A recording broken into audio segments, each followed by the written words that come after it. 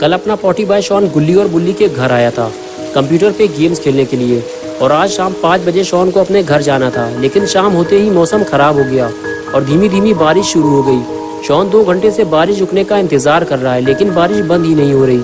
Shawn ने अब फैसला कर लिया है, वो अब अपने घर जा रहा है। पता नहीं ये बारिश कब रुकेगी, और बारिश अभी इतनी तेज नहीं है कि शॉन घर ना जा सके। शॉन ने गुल्ली और बुल्ली से बताया कि वो शॉर्टकट यूज करेगा और जंगल के रास्ते घर जाएगा, जिससे वो 20 मिनट में घर पहुंच जाएगा। अगर वो रोड से जाएगा तो उसे 1 घंटा लग जाएगा। गुल्ली ने कहा, शॉन तुम जिस जंगल की बात कर रहे हो, तुम्हें पता है ना, सूरज डूबने के बाद वहाँ कोई नहीं जाता। बुल्ली बोला, शॉन तुम कल सुबह घर चले जाना, हम भी तुम्हारे साथ चलेंगे। इतनी रात में जाना ठीक नहीं है। गुल्ली ने शॉन से बताया कि उस जंगल में ईविल नन का एक चर्च है। कहते हैं रात में वो नन उस चर्च में आती है। उसके हाथ में एक बड़ा सा हथौड़ा होता है, जिसे भी वो चर्च के आसपास देखती है उसे हथौड़े से मारती है। शॉन को लगा गुल्ली उसे डरा रहा है। शॉन ने गुल्ली से कहा, देखो गुल्ली, मुझे डराओ मत, मुझे पता है ईविल नन मर चुकी है और अब वो मेरा कुछ नहीं बिगाड़ सकती। ये कहकर शॉन स्कूटर पे बैठ गया। गुल्ली ने कहा, ठीक है, तुम्हें जाना हो तो जाओ, लेकिन रोड से जाना, जंगल से नहीं, और जाते जाते मेरा एक काम भी कर देना। शॉन ने कहा, ठीक है, मैं रोड से ही जाऊंगा, अब तुम काम बताओ अपना क्या करना है। गुल्ली ने कहा, तुम 2 मिनट यहीं रुको, मैं अभी आया। ये कहकर गुल्ली घर के अंदर चला गया और बुल्ली आकर स्कूटर में बैठ गया और कहने लगा, मैं और गुल्ली कल तुम्हारे घर आएंगे शॉन। और तभी गुल्ली घर से बाहर आ गया और शॉन के पास जाकर बोला, 2 दिन से कूड़ा लेने वाली नहीं आई है शॉन, तुम इसे ले जाकर कूड़ेदान में डाल देना। बड़े चौराहे के पास जहाँ बाबा चूरन बेचते हैं, उसी के पास उल्टे हाथ की तरफ कूड़ेदान है, वहीं इसे डाल देना। ये कहकर गुल्ली ने कूड़े वाला पॉलीथीन बैग स्कूटर में रख दिया और अपना पॉटी बॉय शॉन स्कूटर लेकर वहां से जाने लगा। तो गुल्ली और बुल्ली शॉन को डराने लगे और कहने लगे, जाओ शॉन, ईविल नन तुम्हारा इंतजार कर रही है। और शॉन हंसते हुए वहां से चला गया। शॉन थोड़ी ही दूर पहुंचा था कि बारिश तेज होने लगी और अब शॉन के समझ में नहीं आ रहा कि वो क्या करे। शॉन ने कुछ दूर जाकर स्कूटर रोक दिया। शॉन थोड़ा कंफ्यूज है कि वो रोड से होता हुआ अपने घर जाए या फिर जंगल के रास्ते। गुल्ली और बुल्ली ने मना किया था जंगल से मत जाना, लेकिन रोड से जाने में आधे घंटे से ज़्यादा टाइम लगेगा और बारिश की वजह से अंधेरा बढ़ता ही जा रहा है।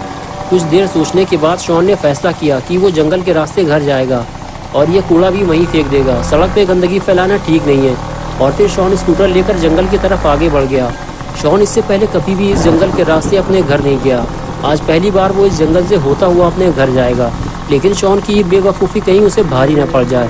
जंगल के अंदर आने के बाद शॉन ने स्कूटर रोका और नीचे उतरकर आसपास देखने लगा। तभी शॉन को कुछ दूर सामने एक पेड़ गिरा हुआ दिखाई दिया।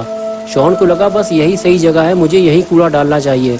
शॉन ने स्कूटर को स्टैंड पे खड़ा किया और कूड़े वाला पॉली बैग लेके आगे बढ़ गया। शॉन ने उस गिरे हुए पेड़ के पास जाकर कूड़ा डाल दिया, लेकिन तभी शॉन को वहाँ कुछ हलचल महसूस हुई। शॉन को ऐसे लगा जैसे उसके साथ वहाँ कोई और भी मौजूद है, लेकिन दिखाई तो कोई भी नहीं दे रहा। शॉन को लगा कहीं कोई जानवर तो आसपास नहीं है।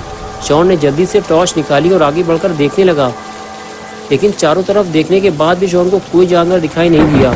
लेकिन फिर वो आवाज़ कैसी थी? शॉन ये सब सोच ही रहा था कि तभी किसी चीज़ की आवाज़ ने शॉन को डरा दिया। शॉन ने जब पलट कर देखा तो उसका स्कूटर गिरा हुआ था।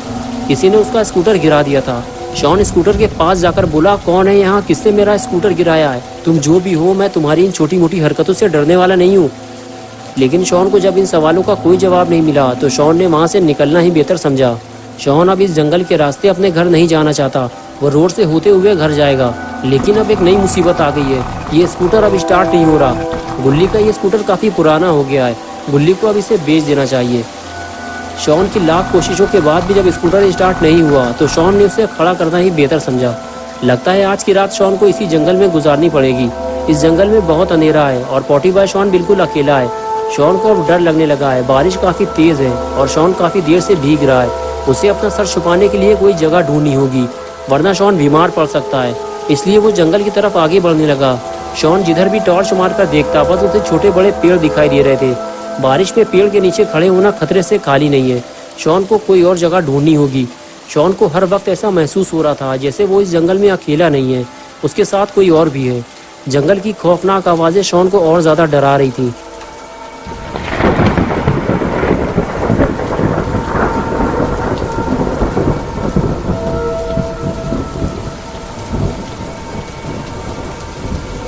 कुछ दूर चलने के बाद आखिर शॉन को वो पुराना चर्च मिल गया जिसके बारे में गुल्ली ने शॉन को बताया था। शॉन अंदर जाकर उस चर्च को देखने लगा। उस चर्च को देखकर ही ऐसा लग रहा था कि वो कोई नॉर्मल चर्च नहीं है। उसके चारों तरफ कब्रें बनी हुई थी, या यूं कहे कि कब्रिस्तान के बीच में एक छोटा सा चर्च बना हुआ था। पूरे जंगल में बस यही एक ऐसी जगह थी जहां शॉन भीगे बिना पूरी रात गुजार सकता था। शॉन अंदर जाकर चर्च को देखना चाहता था, लेकिन चर्च के दरवाजे इस तरह बंद किए गए थे कि कोई अंदर ना जा सके।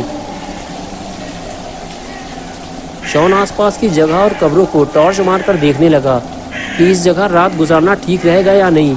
और फिर तभी शॉन को गुल्ली और बुल्ली की सारी बातें याद आने लगी। गुल्ली ने शॉन को बताया था कि इस जंगल में एक चर्च है जो कि इविल नन का है और वो रात में वहाँ आती है। शॉन को अब डर लगने लगा है, कहीं गुल्ली की कही हुई बात सच ना हो जाए। शॉन अब कोई नई मुसीबत में नहीं फंसना चाहता, इसलिए वो यहाँ से जा रहा है। ये जगह कुछ ठीक नहीं लग रही। शॉन को रात गुजारने के लिए कोई और जगह ढूंढनी होगी।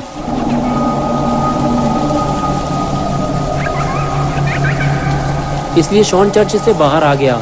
शॉन जैसे ही चर्च से बाहर आया, फिर उसे किसी के चलने की आवाज़ सुनाई दी।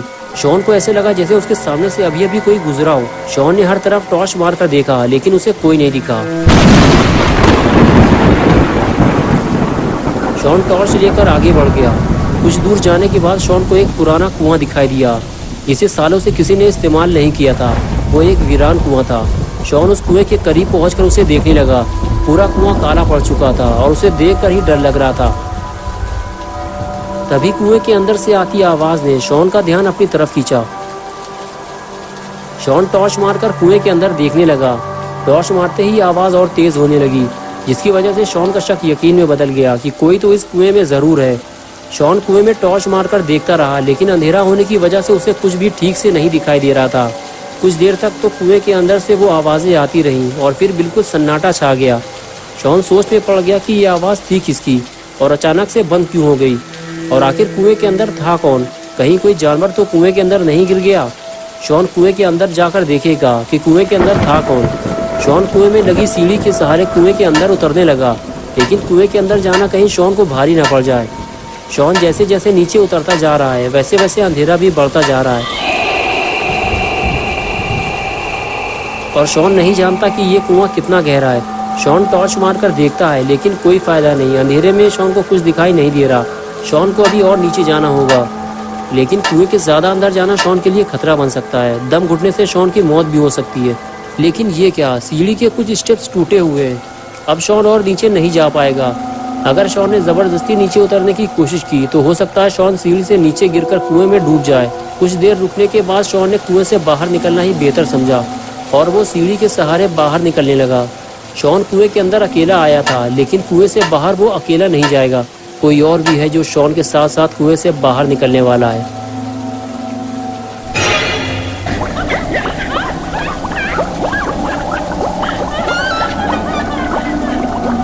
शॉन अभी इस बात से बेखबर है कि उसने कुएं के अंदर जाकर कितनी बड़ी गलती कर दी है और एक बहुत बड़ी मुसीबत वो अपने साथ साथ कुएं से बाहर ले आया है। लेकिन कुएं से बाहर आने के बाद शॉन का डर अब दूर होने लगा है, क्योंकि कुएं के अंदर उसे कोई नहीं मिला और इस जंगल में भी उसे कोई नहीं मिला। लोगों ने इस जंगल के बारे में झूठी अफवाहें फैला रखी हैं।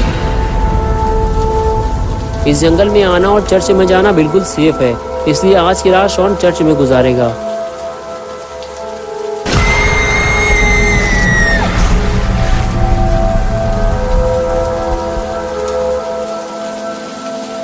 गुल्ली और बुल्ली ने जितनी भी बातें इस जंगल के बारे में शॉन को बताई थी, वो सब झूठ निकली, वरना इतनी तेज बारिश और गरजते हुए बादलों के बीच रात गुजार पाना शॉन के लिए बहुत मुश्किल हो जाता।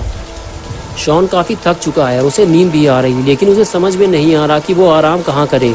चर्च के चारों तरफ तो कब्रिस्तान बना हुआ है और शॉन कब्रों के बीच आराम नहीं करना चाहता। कहीं किसी मुर्दे ने कब्र से बाहर निकलकर शॉन को पकड़ लिया तो क्या होगा। शॉन ने सोचा इससे तो बेहतर है कि वो चर्च की सीढ़ियों पर बैठकर आराम कर ले। फिर वो चर्च की तरफ आगे बढ़ गया और सीढ़ियों पर बैठकर आराम करने लगा। तभी शॉन को नींद आ गई और वो सो गया।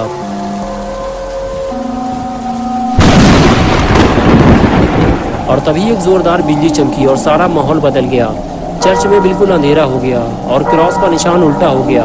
लगता है इविल नन के आने का वक्त हो गया है, लेकिन अपना पॉटी बॉय शॉन गलत वक्त पर सो गया है। तो दोस्तों, क्या होगा जब इविल नन शॉन को चर्च की सीढ़ियों पर सोता हुआ देखेगी, ये हम देखेंगे पार्ट 2 में 17 मई को संडे सुबह 8 बजे। दोस्तों, अगर आप पार्ट 2 देखना चाहते हैं तो इस वीडियो को लाइक करें, चैनल को सब्सक्राइब करना और बेल आइकॉन प्रेस करके ऑल नोटिफिकेशन ऑन करना ना भूलें।